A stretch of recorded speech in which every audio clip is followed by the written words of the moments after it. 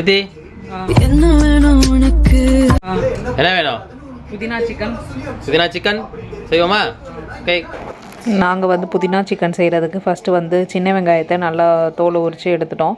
நல்லா ஒரு கைப்பிடி அளவு சின்ன வெங்காயத்தை போட்டுட்டோம் மிக்சர் ஜாரில். அப்புறம் வந்து ஒரு 2 கைப்பிடி அளவு புதினாவையும் நல்லா க்ளீன் பண்ணி போட்டுட்டு, ஒரு 2 டேபிள் ஸ்பூன் வந்து தயிர், நம்ம நல்லா கெட்டியான தயிரை போட்டுட்டு மிக்சியில் கொஞ்சமாக தண்ணி விட்டு நல்லா அரைச்சிடணும். நைஸாக அரைச்சிட்டு சிக்கனை வந்து வாஷ் பண்ணி ஒரு பவுலில் எடுத்து வச்சுருந்தேன்.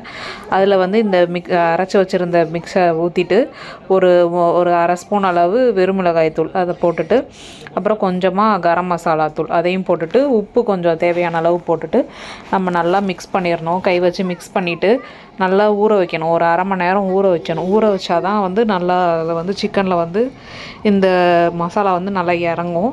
அதனால் நாங்கள் ஒரு அரை மணி நேரம் ஊற வச்சுட்டோம். ஃப்ரிட்ஜுக்குள்ளே கூட வச்சுக்கலாம் நம்மளுக்கு வேணும்னா.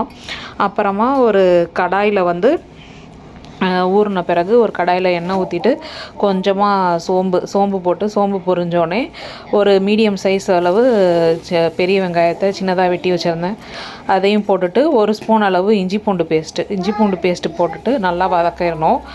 நம்மளுக்கு அந்த இஞ்சி பூண்டோட வாடையெல்லாம் போகிற வரையும் நல்லா வதக்கிட்டு, கொஞ்சமாக நம்ம கலந்து வச்சுருந்த அந்த மிக்ஸை வந்து ஊற்றிடணும். கறி அந்த பேஸ்ட்டோடையே ஊற்றிடணும். கொஞ்சமாக சீரகத்தூள், ஒரு அரை ஸ்பூன் அளவு சீரகத்தூளையும் போட்டுட்டு நல்லா மிக்ஸ் பண்ணிடணும். ஒரு ஸ்பூன் வந்து குழம்பு மிளகாய் தூள் போட்டிருந்தேன் நான். உங்களுக்கு வேணும்னா போட்டுக்கலாம், இல்லை இந்த காரமே போதும் அப்படின்னா இதோடய விட்டுடலாம். போட்டுட்டு ஒரு 1/4 மணி நேரம் நம்ம மூடி போட்டு வேக வச்சோம்னா நல்லா வந்துடும். இது வந்து சப்பாத்தி எல்லாத்துக்கும் கிரேவி மாதிரி அப்படியே நம்ம தொட்டு சாப்பிட்லாம். நாங்கள் வந்து கீ ரைஸ்க்கு சாப்பிட்றோம், நல்லா இருந்துச்சு, டேஸ்ட்டாக இருந்துச்சு. இது கூடவே நான் வந்து ஒரு கேரட்டும் கொஞ்சமாக பெல் பெப்பர்ஸையும் வச்சு சாப்பிட்டோம். நல்லா க்ரன்ச்சியாக இருந்துச்சு, நல்லாவே டேஸ்ட்டாக இருந்துச்சு. நீங்களும் ட்ரை பண்ணி பாருங்கள். டிஃப்ரெண்ட்டாக சாப்பிட்றதுக்கு இது ட்ரை பண்ணலாம். மோஸ்ட்டாக வந்து சப்பாத்திக்கு அதுக்கெலாம் வந்து அல்டிமேட்டாக இருந்துச்சு. உங்களுக்கு வேணால் நீங்களும் ட்ரை பண்ணி பாருங்கள். பாய்.